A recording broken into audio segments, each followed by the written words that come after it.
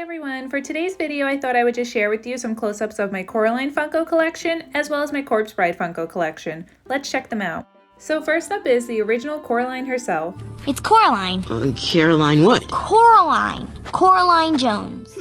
I should mention that I started collecting Funkos probably later than most people, so by the time I actually got into the whole Funko craze, most of the series was already out. I purchased this original Coraline Funko that we're looking at for $10 out of box, and it's currently valued at $40 in box, so that's not a bad deal.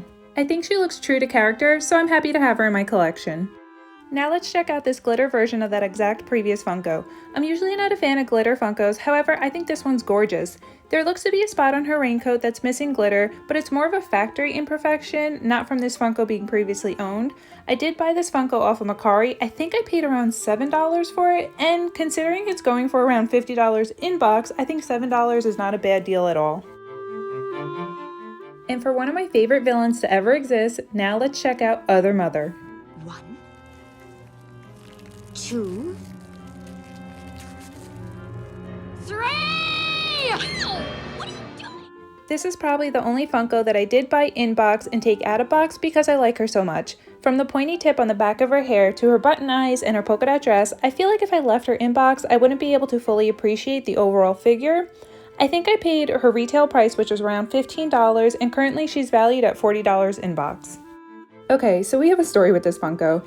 The current value for this is probably around $100, if not more in box. However, the one you're looking at is basically valued at $0.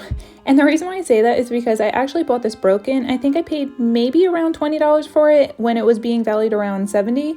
So how is she broken? Well, she was actually missing her cotton candy. So what you see on here, I actually made out of clay paint and glued it to her hand. I don't think I did too bad of a job. I'll insert a photo of the original Funko here and you can let me know what you think.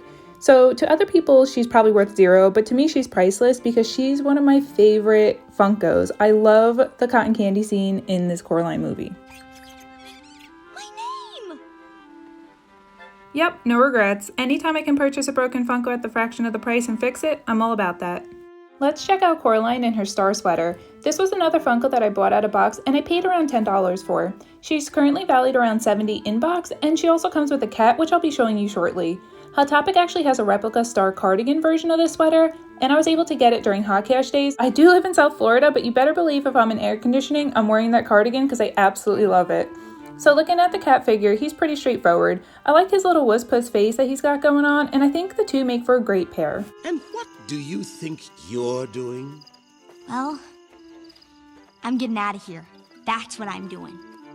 If anyone's seen my repainting Funko video, then you've definitely seen the St. Patrick's Day theme Mr. Bobinski. For those of you who haven't, I'll leave the link in the description below, but long story short, I originally owned Mr. Bobinski out of box, and he fell off his display shelf and broke.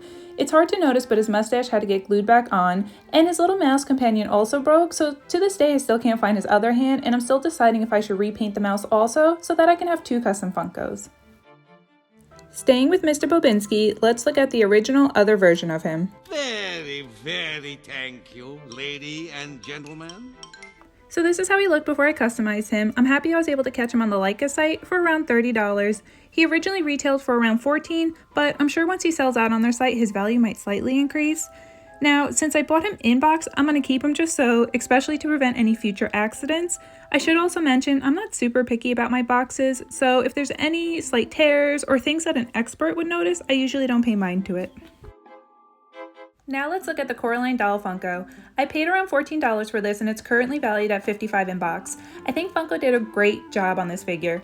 Comparing her button eyes to the Other Mother eyes, hers are definitely more round, but they are very similar in size. And if we look at the side, we can see her yarn hair, and I think the colors overall are just beautiful. I wouldn't change a thing about this figure, and I'm glad to have it as part of my collection. Last but not least in my Coraline collection is the chase variant of Coraline in her raincoat. The difference between this one and the original is that she's wearing a hat in this version. I did buy it off Macari and I paid around $30 for it, which in retrospect isn't a bad value at all since it's currently valued at just under $100 in box. I'm happy to have every single Funko within the Coraline series. I do though wish that they'll eventually expand the series and make a YB Funko as well as a Miss Pink enforceable set with one or several of their Scottish Terriers.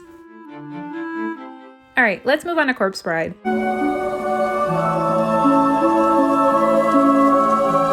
We'll start out with the original Emily Funko. I believe I bought her and Victor as a package deal from a small retailer. It's been a while, but I think it was $20 for the pair, so she technically would have cost around $10. And I think you can still find her available for another release pre-order for a $12 price point. Overall, I think Funko did a great job creating this pop. My favorite part about it has to be her dress.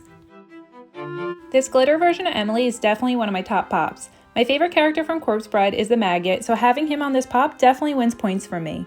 If I hadn't just been sitting in it, I would see that you had lost your mind. I paid around $15 for her pre-order from Hot Topic. She then sold out, but last time I recently checked, she did pop back up on the website available for pre-order again, so you can also get her at her retail value.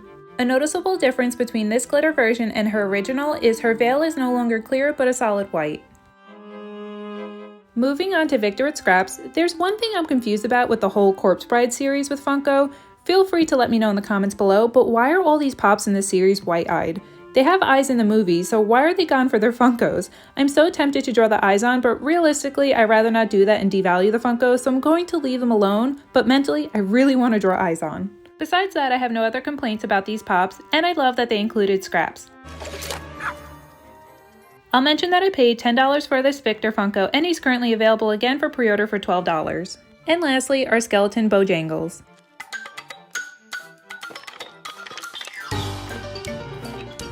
I'm kind of curious on why they didn't put his name on the box, but rather just refer to him as Skeleton. There's also a glow-in-the-dark Chase version of him, but unfortunately I don't have that in my collection. He's definitely a cool looking figure, and you'll never guess, but I actually repaired him. When I purchased him, he was actually listed as damaged because his torso was separated from his rib cage, which is why he only cost me $12 compared to his current value at $40.